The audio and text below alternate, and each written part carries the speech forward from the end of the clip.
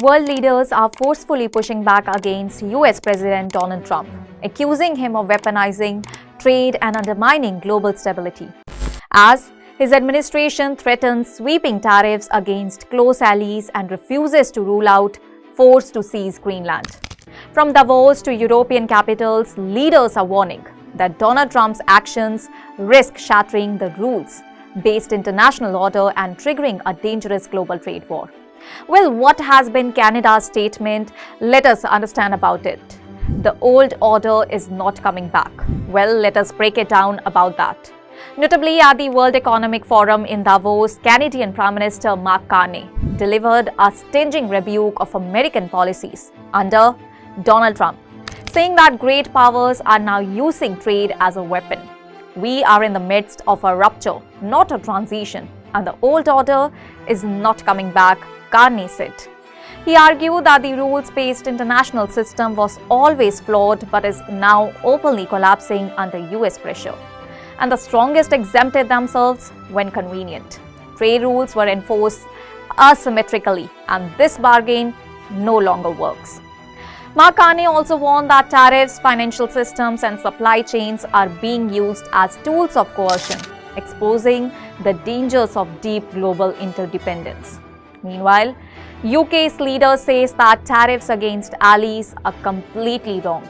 Notably, UK Prime Minister Keir Starmer strongly criticized Donald Trump's tariff threats, calling them unjustified and harmful.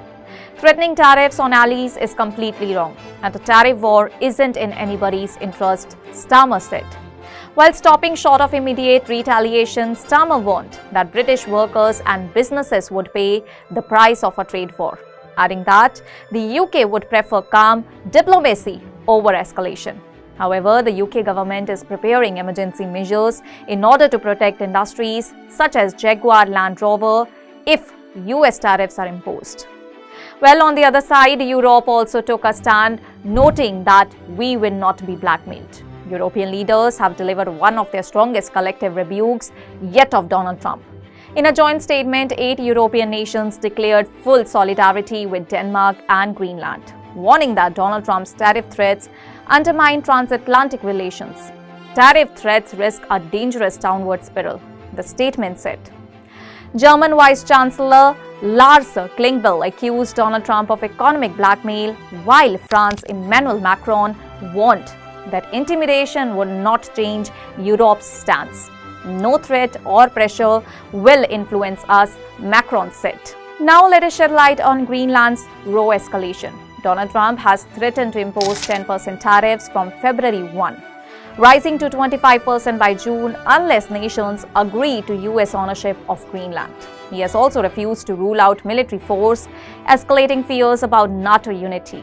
Denmark has firmly rejected any sale of Greenland, and mass protests have erupted, with demonstrators chanting, "Greenland is not for sale."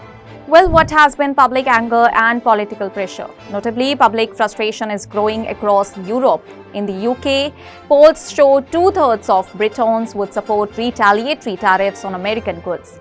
Political leaders have also sharpened their language as UK Liberal Democrat leader E.D. Dave called Trump an international gangster. Senior conservatives urged the government to fight fire with fire. Well, what are the countermeasures that EU has prepared? The European Union is now openly discussing retaliation, that is up to Euro 693 billion in tariffs on US goods. Possible activation of the anti-coercion instrument, allowing restrictions on US firms and investments. European officials also say that the tools are designed precisely for moments like this. Well, what has been a breaking point for the global order? From Canada to Europe, leaders are delivering a unified message that Donald Trump's use of tariffs and threats against allies is unacceptable. As Mark Carney warned in Davos that the world is no longer operating under shared rules, but entering a period where power, pressure, and protectionism dominate, raising fears that the transatlantic alliance itself is now under serious strain. That's all for now. Stay tuned to the Savera for more updates. Do like, comment, and subscribe to the channel.